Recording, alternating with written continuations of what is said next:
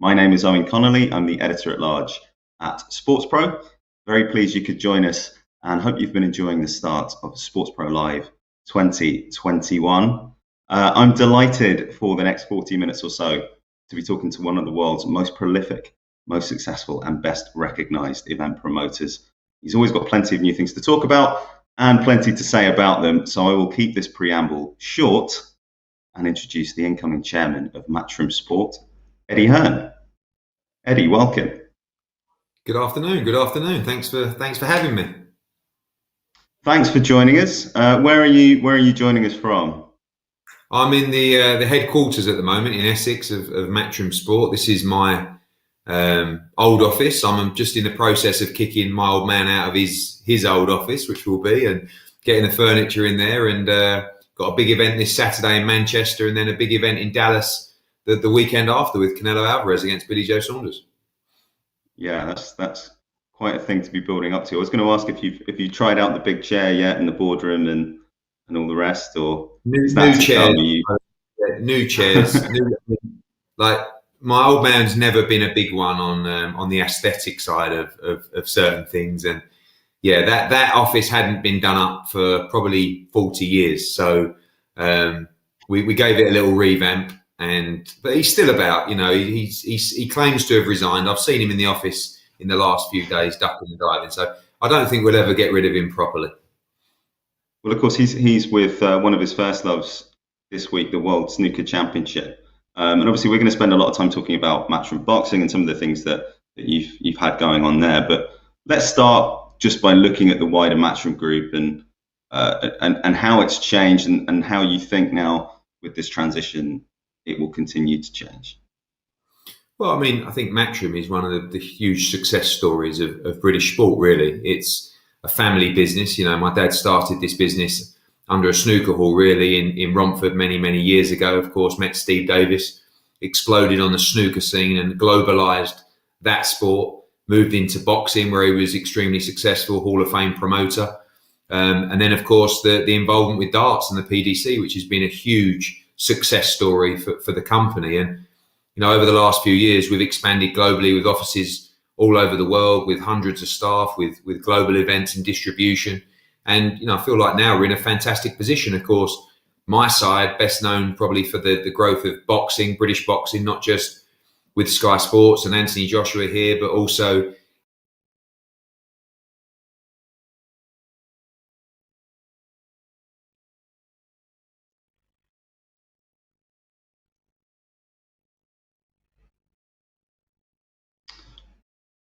I think we might have a freeze here.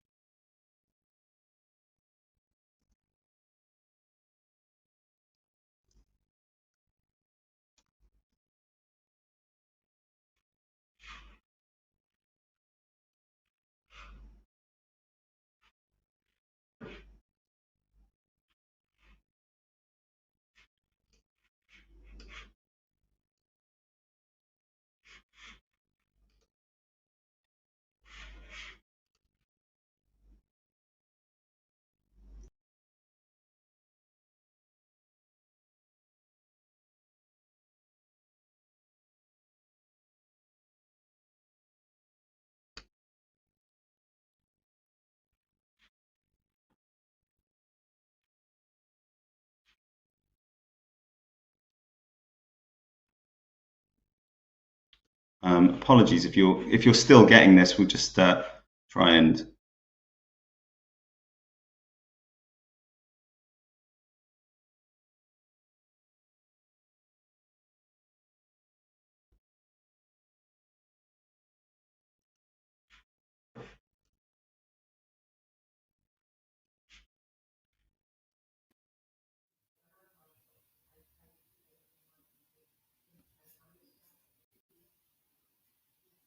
Hi, Owen.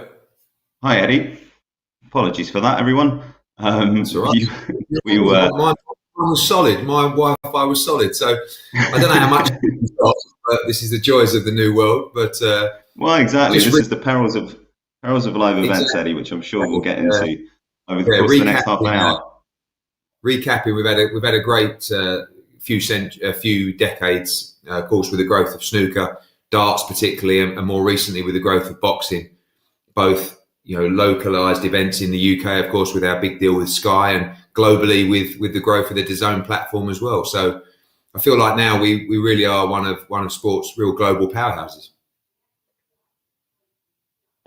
Structure of the company going to be now, because your dad was responsible for certain moving parts. You've obviously got a huge responsibility on the boxing side, which has grown significantly in the last few years, and will continue, I'm sure, to be a major part of the business. How does the breakdown of responsibilities within the company change now? Well, I think one thing that we're really proud of at Matchroom is we've rarely recruited at a senior level. We've always given people the opportunity to grow within the company. If you look at the separate divisions that work across Matchroom Sport, of course, from a boxing perspective, my CEO is a guy called Frank Smith, who joined the company at 15. Across Matchroom Multisport, it's Emily Fraser, who joined the company, I think, at 18. Across the PDC, it's Matt Porter, who joined the company, I think, at 16, 17 from the local newspaper. So we have outstanding people and outstanding management at the company. And although my role will expand more now onto the PDC, into golf as well, and sitting across multi-sport a little bit, but particularly Matchroom Media, which is our new live production and content arm, we have outstanding people in those positions. So my day-to-day living will be still focused, incredibly on the boxing side of things, but with a wider responsibility across the business. Let's talk about Matchroom Media. That launched in the last few months. It's obviously an expansion of some of the work you've been doing in-house across your social channels, across the OTT platform Matchroom Live, some of the work you've done with broadcast partners. But how much does that reflect what I guess is going to be true for a lot of promoters, that you've gone from being a live events business to a content business as well?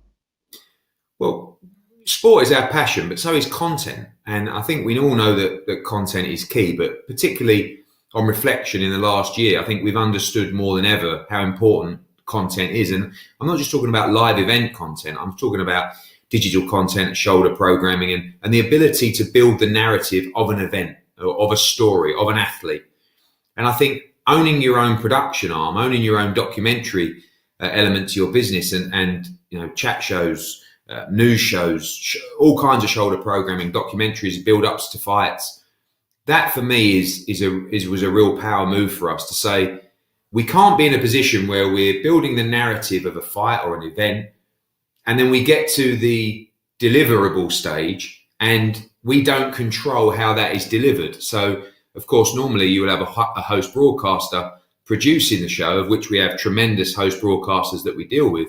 But we wanted to have a little bit more control, particularly on the boxing side, to be able to say, no, if we're going to have this cradle to grave mentality where we're going to build an event from its inception to its conclusion, we want to be in control through that whole process. So now we're having the ability to do that, not just on the live production end, but also, as I said, on creating the narrative, building it with shoulder programming, all our digital and social content, storytelling. And I'm really excited about Matchroom Media. Of course, that will be headed up by my sister, who is former Sky, Premier League, and has a huge amount of production experience over the years. And we're building a great team. And that is across the board, not just in terms of producers and directors, but this is in terms of presenters, commentators, co-commentators, analysts. And it's a great challenge for us. It's something that's very new, but something that we're extremely excited about. And we expect that to sit across a lot of our broadcast deals now.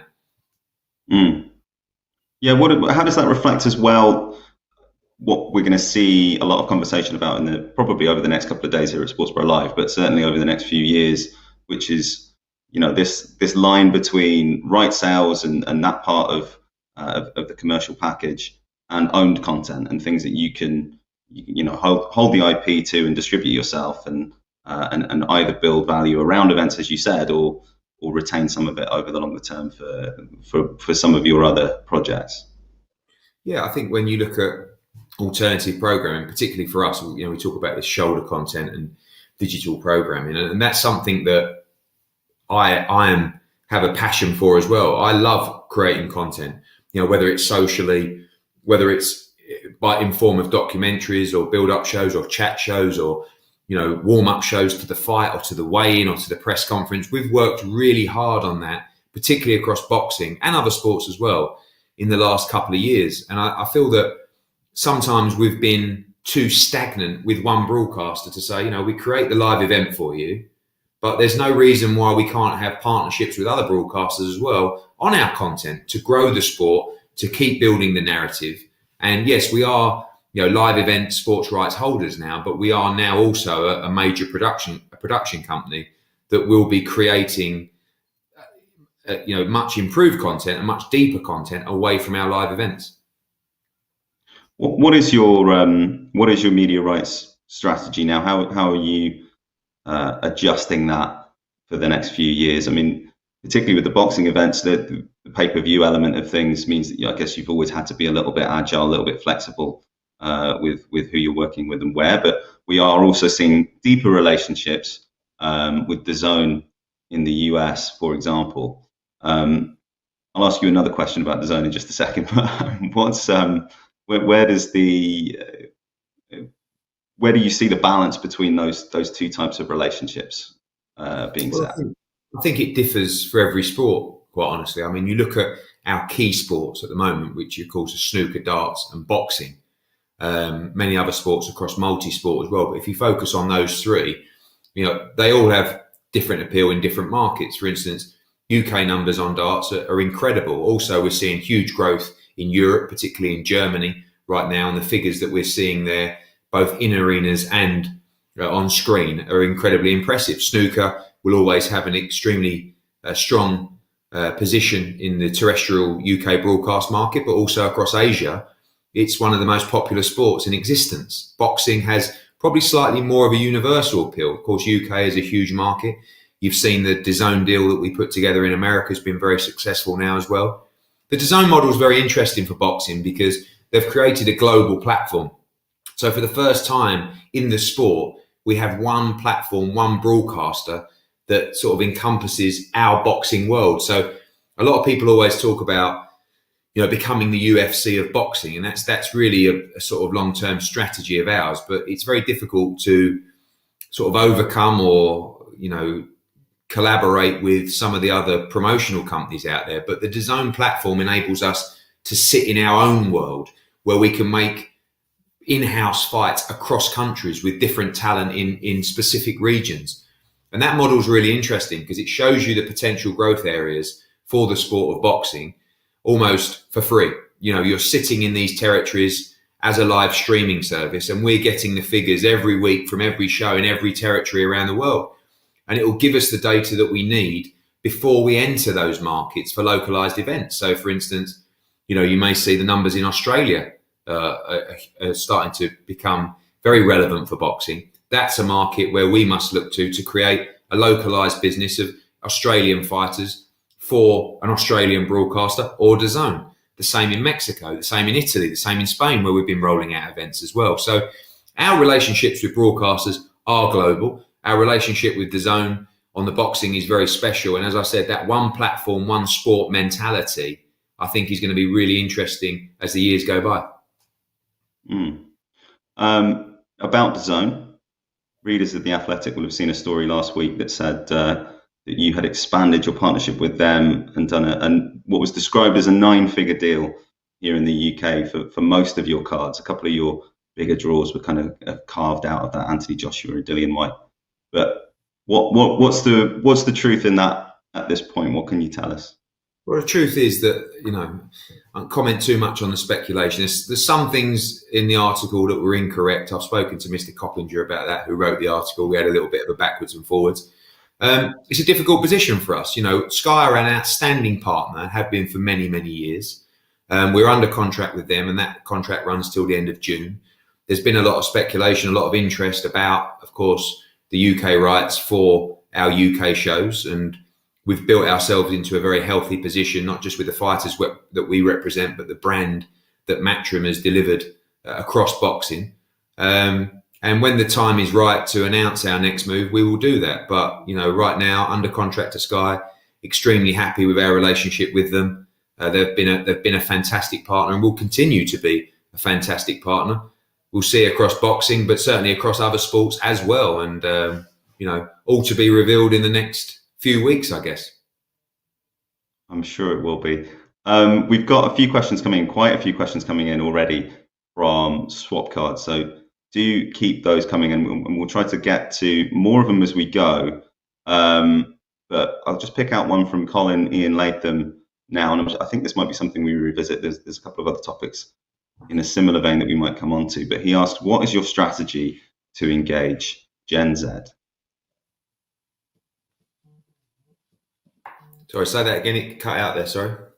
So we have a question from Colin Ian Latham on Swapcard, and he asks, what is your strategy to engage Gen Z? Gen Z, as in, this is a funky word. You have to explain that onto me. As in the under 25s, or 13 to 24, okay. I think is just getting over the millennials, you know. So well, yeah, I think that we've got a great foothold in that market anyway. I mean, for me personally, I kind of stumbled across becoming a little bit of a social media icon, mainly through No Context Hearn and you know, stuff like that. And I feel that a lot of the position of Matchroom across all of those sports fits well within that category. Every sport is different, isn't it? You know, if you look at snooker, for example, you know, we do know, and sometimes we laugh a bit about probably the slightly aging audience. Boxing, very different. Darts, different as well. But boxing particularly, you know, with the growth of the social media, introduction of boxing from social media stars and YouTube stars and influencers, boxing is becoming more and more trendy to that younger audience. And that's important for all sports because, you know, I think that when you look at, as I said, snooker, we do know that is not necessarily an aging audience, but certainly an audience of the older generation. Yeah, we're just getting over the millennials. I think us millennials are just getting over ourselves. You mentioned the influence of boxing there. What are your thoughts on that? It was something I was keen to talk to you at some stage, but what are your thoughts on the promotions that Triller are doing? Obviously, you've done a little bit of work in that area yourself with DAZN. What can that add to the sport?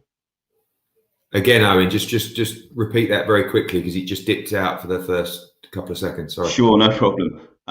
You mentioned influence of boxing there, and it was something I was keen to discuss a bit later on. But what are your thoughts on that area Well, it's of event promotion in boxing? difficult because I did one. I did KSI against Logan Paul. The numbers were spectacular.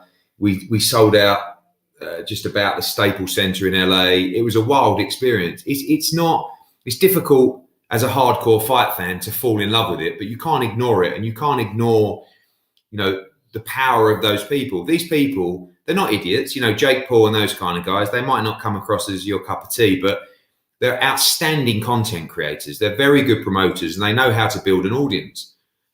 We've just got to be a little bit careful that it doesn't become the norm, because we know that these kind of events are attracting good numbers. I mean, sometimes you hear pay-per-view numbers, don't necessarily believe those coming from, a fighter that was in the event, but they are delivering eyeballs, they're creating interest. So boxing's under pressure to make sure that our product is strong. And what that means is the best fight the best. Now, that's why I'm sure you'll ask later about Fury against AJ, Errol Spence against Terence Crawford, Devin Haney against Ryan Garcia. These are all fights that we should be seeing consistently across the sport. The good news is that if we don't make those fights, we'll see more and more of this social media influenced boxer world that really, as a long-term future, is not really, I think, the answer to maintaining the credibility or the interest within the sport. Yeah. What do you? We'll come on to a couple of those other cards in just a sec. But what are your thoughts on the production of these events? It's slightly different because there isn't the elite sport element to it, so you've got, I guess, a bit less of an onus to produce analysis and kind of really insightful stuff in that domain. But we saw it with the Jones and Tyson thing. I'm thinking primarily of Triller because they've kind of gone in with both feet on this. But I think Triller, in terms of production values for Triller, the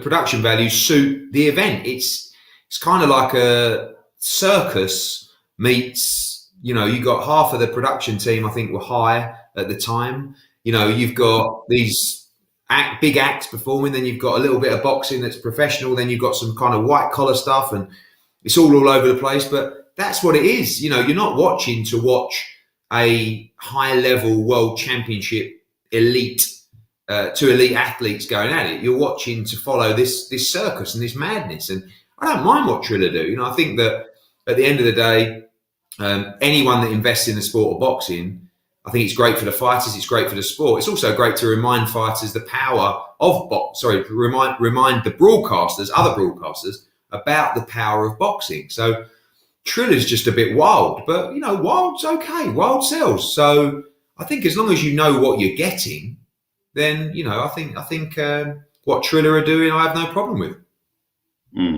Is there anything that you'd adopt there? Anything perhaps not the I like the live team. Yeah, I think it's difficult. Sometimes you mustn't get too close to your product or to your sport.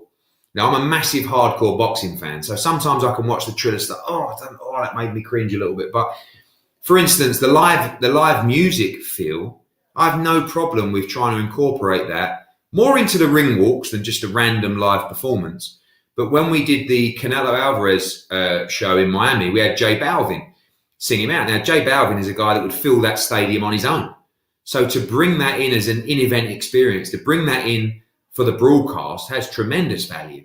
And, that kind of thing I think is fantastic for the live event feel. And something like the ring walks and, the pyrotechnics and the lighting and the sound is something we invest heavily in because it's part of the show.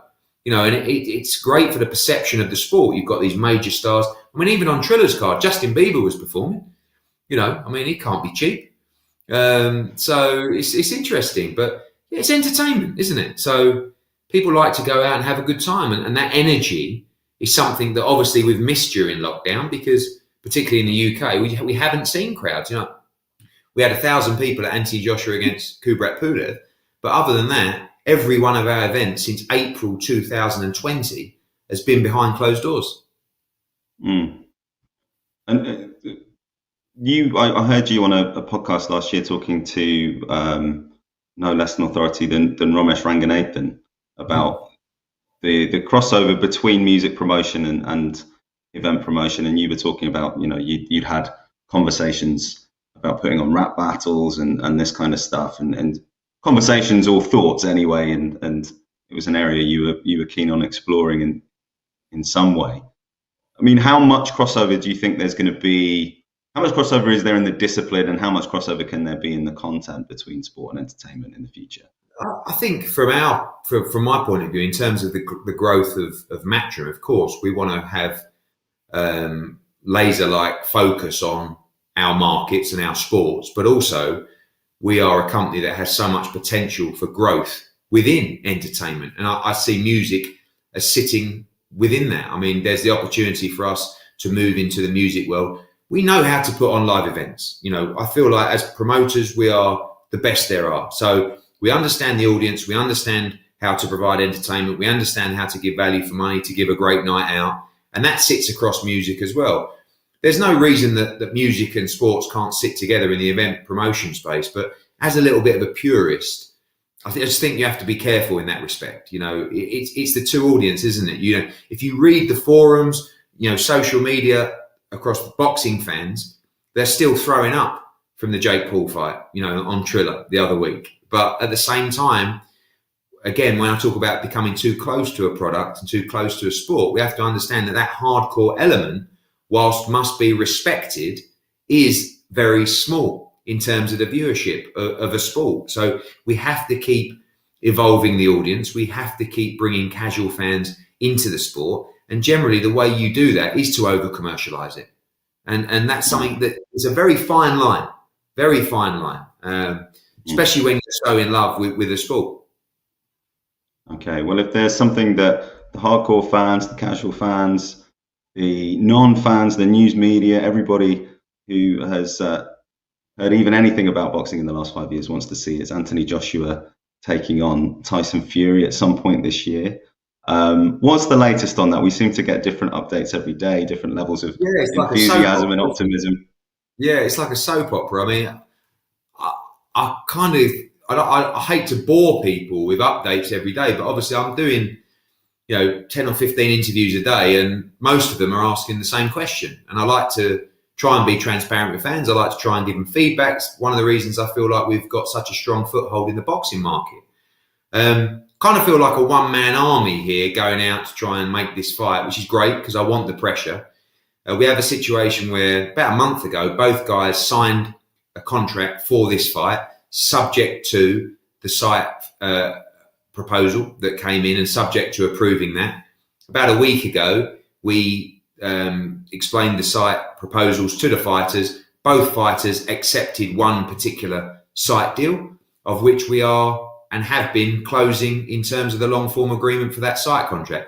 It's probably taken a couple of weeks longer than I hoped, but unfortunately we're living in quite a difficult world of one that's in or coming through a global pandemic and one that might be going into a global recession as well. So we're all very happy with the deal. We have to paper it in the right way. I keep saying it's imminent. I don't want to get people too excited, but it's all on me. If I mess it up now, you can blame me, but I've been the only one that's been religiously working on this for months and months, and I'm very confident you will see this first fight right at the end of July, first week of August. It will be in the Middle East, and hopefully next week we can give you some official news.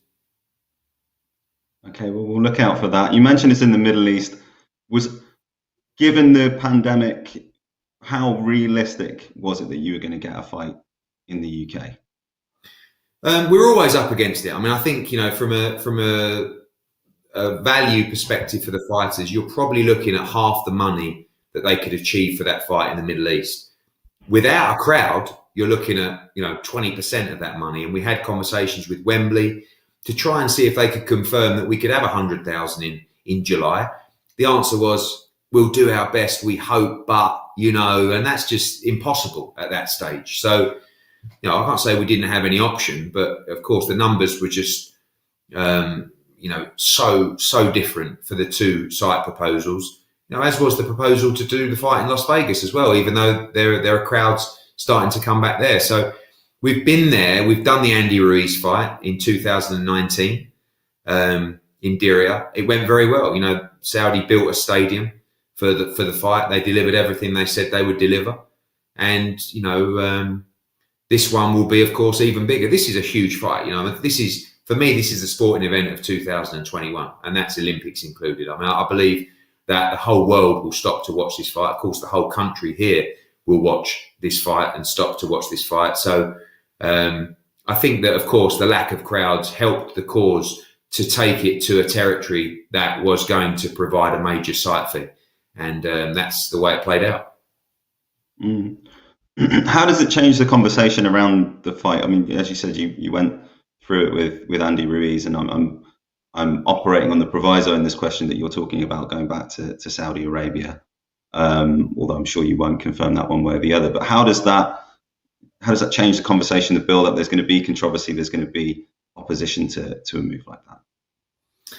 Yeah, I think that we had it first time around. You know, I've been there. That was an interesting experience for us. You know, I think I kind of explained that we're only just little old boxing. You know, you've got the WWE, you've got the PGA Tour, you've now got the Formula One going to Saudi, you've got major tennis tournaments, the Italia Cup, I believe, or the Copa was created in Saudi for Saudi. I can't remember the correct name of that little run of events, but of course they're making a huge investment to bring major events and major attractions to the region, and we were part of that in 2019. Our experience was very good. You know, we had conversations with the European Tour, with other event promoters who had the similar kind of experiences. So our job's a little bit different, Owen. You know, these guys are going in there to fight each other. Their health is on the line. Sometimes their life is on the line, and they want the most amount of money that can be generated for the risk that's involved in the sport. So it's not really down to, you know, us in our HQ to tell a fighter where and where you can't go for your prize fight. And this is what the sport of boxing is. It's prize fighting. Let's not, you know, glamorize it too much. It's a tough, brutal sport. And that's why it's amazing to watch, thrilling to watch. But these guys need to be rewarded. And it's my job to go out and put all the options on the table for these guys. And unanimously, it was decided where we shall go for Fury against Joshua. Mm. Who are you dealing with now on Tyson Fury's side? Well, sometimes it changes every day. You know, at the moment, the good news is the lawyers. But most of the conversations have been with Bob Arum. You know, I think obviously you've got Frank Warren, who's involved on the UK side as well. You've got MTK. But most of our conversations have been with Bob Arum. But now, as we close out the contracts and the long form, it's the more sensible people, you know, the lawyers, the ones with less ego, with less history, and they can just get their heads together and finalise this paperwork, and we can be done. I mean, again, it's been another area of controversy with the involvement of Daniel Kinahan, but has he taken a step back from the process for now? Yeah, I mean, I think it's in the sport of boxing that, you know, he has represented fighters. He's an advisor for fighters, as he was with Tyson Fury. You know, there was controversy around that. He stepped back from that situation, and Bob Arum picked up a lot of the negotiations on that. And, you know, for us, I've got a job to do for Anthony Joshua. You know, when he sat in this office 5 years ago, you know, we had a dream that he would become, more than that actually, six years ago, nearly 7 years ago, would be undisputed heavyweight world champion. So I've just got to get this fight over the line. And, you know, in boxing, you have to deal with all kinds of promoters and managers and advisors. And we'll do whatever we need to do to get this done. And like I said, the lawyers have these agreements now, and they'll do their job to make sure that both sides are happy. Last question on this, and then I think we need to go to the audience because we've got a few piling up. But is there a difference between a big promotion and a complicated promotion? Are all big promotions like this complex? When you look back to, you know, Froch Groves 2 at Wembley, or when you look back to Joshua's fight with Vladimir Klitschko, are there always wrinkles to iron out, or is this? Yeah, I mean, are there kind of different levels? Yeah, the bigger the promotion, the bigger the fight, the bigger the problem. You know, the bigger the team, the bigger the egos.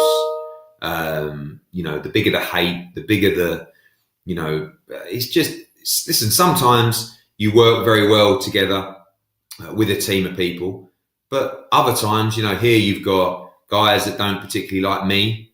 You know, you've got a UK promoter that we've battled for years with. You've got an American promoter that we're now battling with. So it's just, it's difficult. It's egos. I come from a little bit of a new wave of the sport where I'd just rather get on, do good business and make great fights. I think the problem with the sport of boxing is it can fill you with so much bitterness, because literally you wake up every morning to a problem, right? And I think if you've been in this sport for as long as these people have been in, I mean, Bob Arum is 90, right? Frank Warren is 70. Like, if it just put this on record, if I'm still in the sport of boxing at that age, please come and remove me, right? I'm 41. I've done it for 10 years. I love it more than anything in the world, but I do not expect to be in this sport forever, because it is brutal in and outside of the ring. It's aggravation, it's ups and downs, it's disappointment, it's withdrawals, it's signatures, it's people breaking contract. I mean, but it's a complete roller coaster, and I wouldn't change it for the world at the moment. But just please come back to me in 10 years and say, are you ready yet? Are you ready to go? And the answer may be yes, or the answer might be no, but definitely not at 70 and definitely not at 90. 90. I feel like you might have a few takers for that offer, Eddie. Anyway, let's see what we've got from our viewers. There's a lot to work through here, and I'm very sorry that we're not going to get close to getting through all of them. But there's an interesting one here, if I can just bring it up, about the development of Matchroom. It's from Ben Saunders, who asks, you spoke about hiring from a younger age in Matchroom. As you expand globally, will you continue to hire from a junior level, or will you move towards hiring at a more senior level? That's a good question, and inevitably the answer is the latter, because we have no choice now. The growth of Matchroom has been so sharp and so steep that we have to hire at a senior level to make sure we have people that can continue that growth. We will continue to build, we will continue to educate, we will continue to give people opportunities within the business. But when you talk about creating your own media company and your own production arm, we need, and we have been recruiting, senior directors, senior producers, senior content creators. And as the business expands globally, that probably sits across the same as our board appointments and our non-exec appointments. And we've made the transition between family business to major global powerhouse, if you like, and that's taken a little bit of time to get used to, and that's taken actually as well from my dad's position of having to let things go a little bit. We're very hands-on operators. We love to have our fingerprints and our blueprints across these sports and these ideas, like I said, from cradle to grave. And we understand with the growth of the business, we can't always do that. So, we have trebled in size in the last 3 years, and I believe we'll quadruple in size in a further 3 years. We have some huge deals lined up and announcements to make, and we know we need the relevant people at the right level to continue to move us forward. Cathal Curry asks, how influential has Katie Taylor been in the growth of women's boxing? Amazing. I mean, women's boxing has been a real sort of standout success of what we've done over the last 10 years. Katie Taylor, who has a huge fight this Saturday against Natasha Jonas, has been the standout star. She's been the one that's continuously broken down the barriers. She was the one that appealed to the IOC to introduce women's boxing in the Olympics. She had to actually do an exhibition fight in front of the IOC to prove that women's boxing was worthy of the Olympics. I mean, they watched it and said, wow, we're on board. And that's what she's done in every fight, in the modern day code. I think there's still the big discussion point about equality of pay in women's and men's sport. The way I look at it is this: forget male and female. Every fight, every performance, every sport has a value. And as long as someone that puts the same bums on seats and drives the same subscribers as a female and as a male get paid the same, that's equality. It doesn't mean that a women's world champion will get the same as a men's world champion if this guy is selling out arenas and driving pay-per-view buys. But the gap on equality of pay is closing at a fantastic rate. And I think we've got to continue to work across that, but we've also got to continue to provide opportunity for female fighters. It's quite unusual now for us to run a show without a female fight on the card. And it's a big part of our commitment and investment and mindset moving forward to continue that growth. And Katie Taylor is, of course, the spearhead of that tremendous rise of women's boxing. Yeah.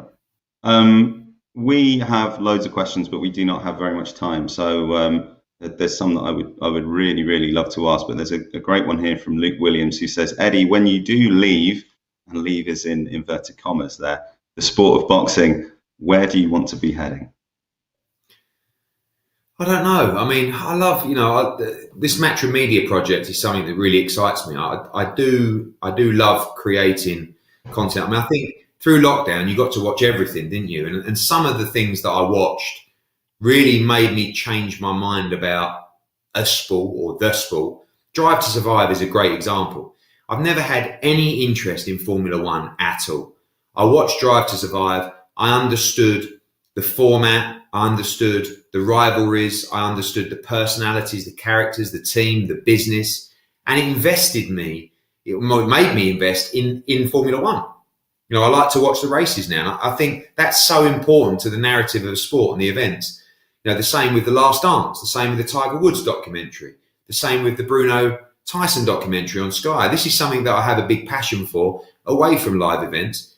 Music also, I don't know, fashion. I want to keep diversifying the business whilst also understanding what we are and what got us to this position. So maybe another 10 or 15 years in the boxing world, and then who knows from there. But I don't plan on putting all my eggs into the boxing basket over the next few years. Of course, we've got to take care of our existing sports, but continuing the growth across entertainment, and you're only limited by your own imagination.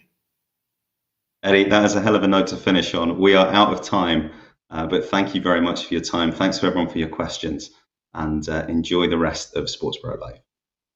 Thanks a lot.